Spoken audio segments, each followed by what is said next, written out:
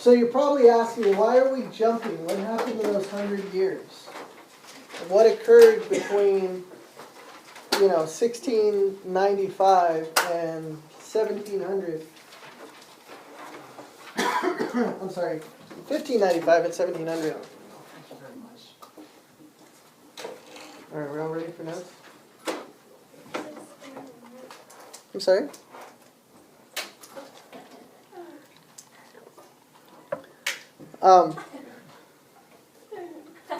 So why are we jumping all this time? What happens? Well, what we find in American literature is that we have all of these Native American origin stories that are eventually written down. And then we have the explorers and their accounts of what they see when they come to the Americas.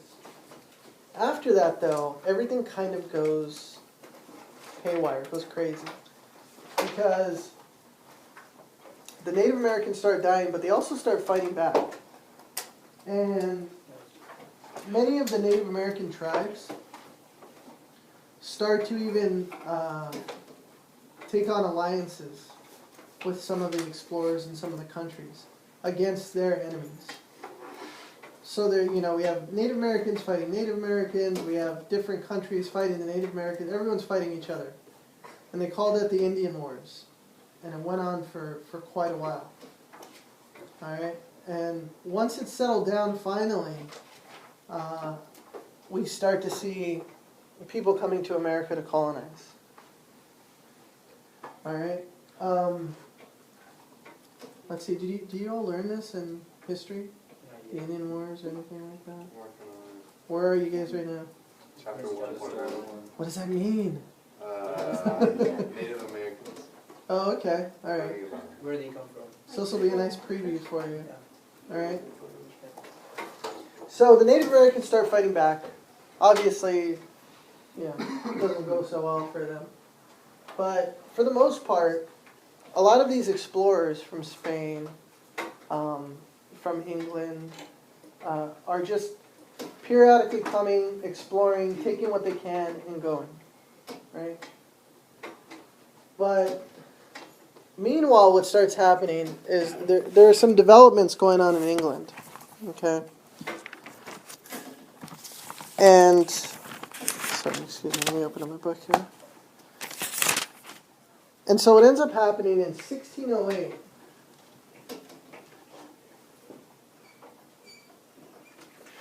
in England, there's this feud going on between the Church of England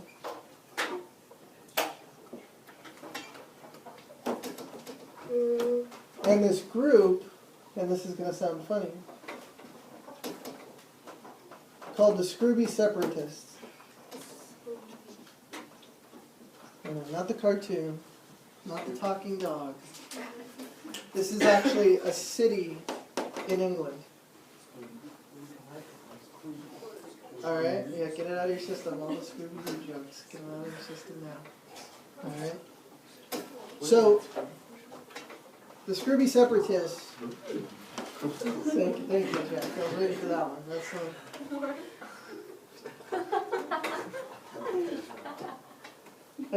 I just love it because I'm recording this lecture and it's going on headline.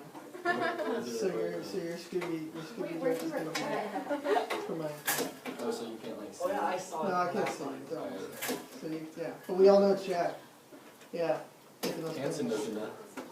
I'm not. I don't know who this is. He's gonna listen to it. He's gonna say, "Who's that?" Okay. So, I'm kidding. Get it. All right.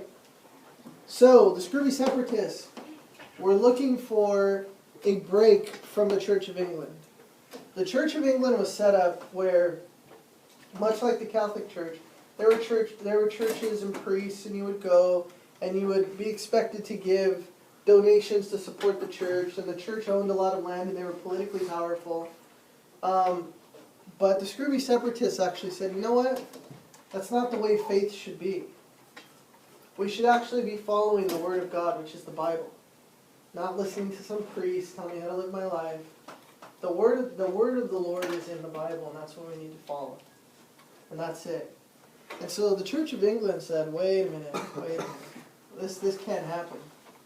Because we're actually pretty powerful here. We have real strong connections to the king. And we have real political influence.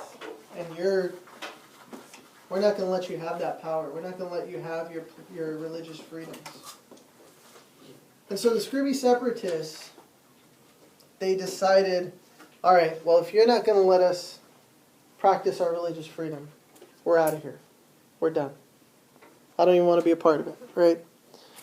And so what they decided to do, first off, their leader was William Bradford.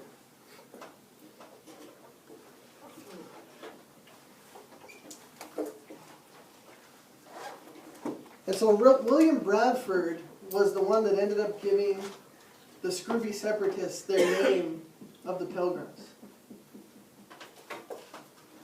He said, we're pilgrims because we're on a pilgrimage to find our religious freedom, to find our home. And so in 1608 they decide to leave. But what's interesting is everyone thinks, oh yeah, the Pilgrims left from England and they showed up on the American shores. But that's actually not what happened to the Pilgrims. They ended up stopping in the Netherlands. And they stayed there, till 1620. So for 12 years, this group of pilgrims went to the Netherlands. And what they found in the Netherlands, it was a beautiful country. It allowed them to practice their religious freedoms. Everything was great, except for one thing. The people of the Netherlands treated them like second-class citizens. They were discriminated against. They were different from the majority, and so they weren't treated equally. And they put up with it for 12 years. They said, yeah, we can practice our religion, but this isn't our home. We're not free. These people treat us like we're lesser, like we're not as good. And so William Bradford, he begged a businessman from London to pay money to have this group continue on to the New World, to America. And in 1620 that happened. 1620, they made it to America, right? And at the same time, when they left in 1608, there was another group called the Puritans. And the Puritans said, we can work with the Church of England.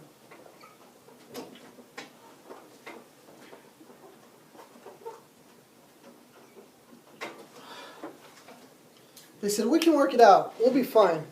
You know, you pilgrims, you're overreacting, right? That's a little extreme to take off and leave from your home country. You don't need to do that. All we have to do is work with the Church of England, let them know that we just have different beliefs and everything will be great. Well, what ends up happening is the Church of England starts to persecute the Puritans. They start to imprison them, and Puritans start disappearing. And their leader, John Winthrop,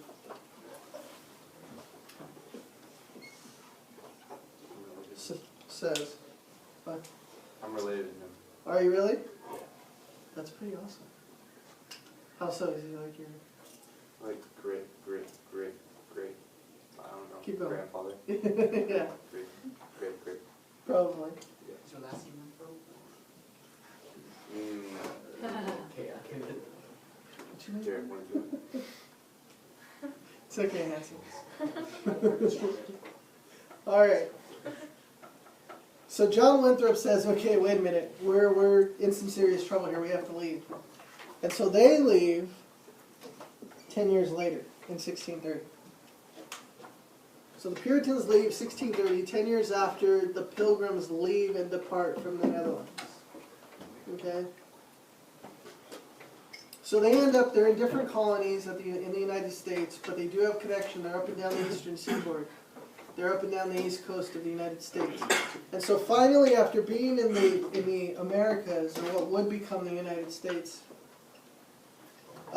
in 1691, after being here for 60 or 70 years respectively, they decide that they're going to join. And really, their religious beliefs, even from the beginning, were always the same. The Pilgrims and the Puritans believed the same thing. They held the same religion. They're just called different names because of the different times that they traveled. But in 1691, all that changes, and all we're left with are Puritans.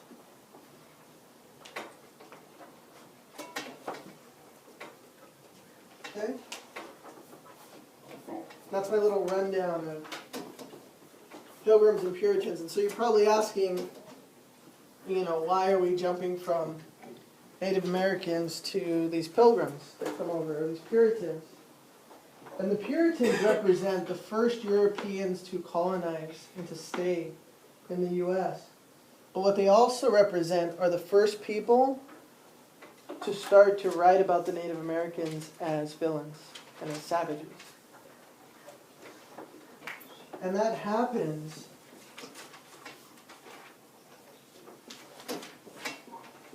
through the captivity narrative. It's a type of story, and we're going to look into it tomorrow. The captivity narrative, it was kind of a way to talk about the savages, but at the same time express their beliefs in God. So do we have stories like that today that kind of reveal something about us or reveal something about our society or our beliefs? Like what?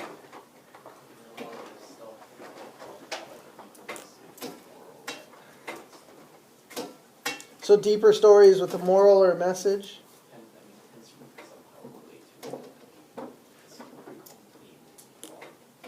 Okay. And so, what's an example of a story like that throughout history that gives us a way of thinking or a way of believing? We all grew up with them. Can anyone think? Yes, no. Take a guess. Well, fairy tales. All those fairy tales you grew up with when you were a kid. Do you remember those? Like, what are some fairy tales? Just throwing out there.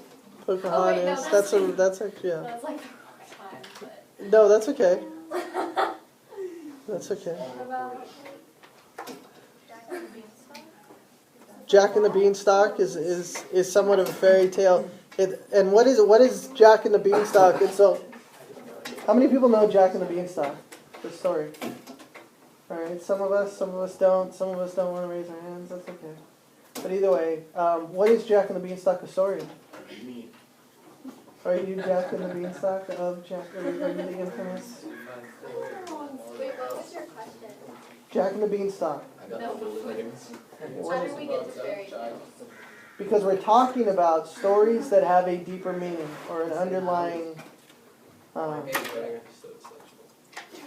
What's the story of? Is it just a story about a kid that? It's a kid that he was sent out to what was he sent out to buy? He was sent out to sell a cow. To sell a cow when he traded them for magic beans.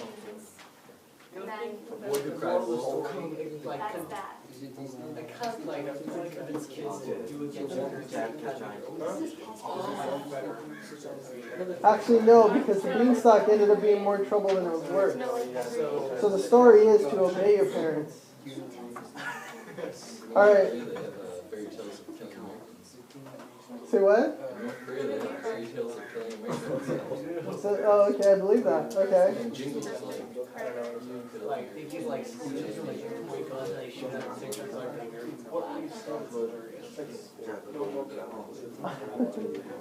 All right, so let's bring it back. Let's bring it back to the front.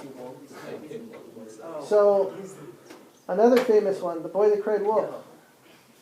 Boy That Cried Wolf, what's that a story of? What is the moral of that story? Don't lie. Don't lie, right? And so, let's see. Another, if I, Three Little Pigs? What's that a story of? It's not just about Three Little Pigs. You missed the whole point of the story. unity and No, love. it's about the Force or being prepared for it. It's about right. It's about being prepared. Because who was the pig that ultimately depends on which version of the story you hear, but which one survives? The one that lives in the brick house, right? And that's because he was prepared. Every way? Well, it depends on which version, because there are versions where only the last pig survives. That would be so sad to That's be like the the last one that pig. Yeah. I mean, that's more realistic. But. I'll figure it out. And so here's another one. How about this? A lot of people say that there is a message to, and I think, all right, 100 years from now, when people look back at Americans, I honestly believe that they're not going to look at our books, they're going to look at our movies.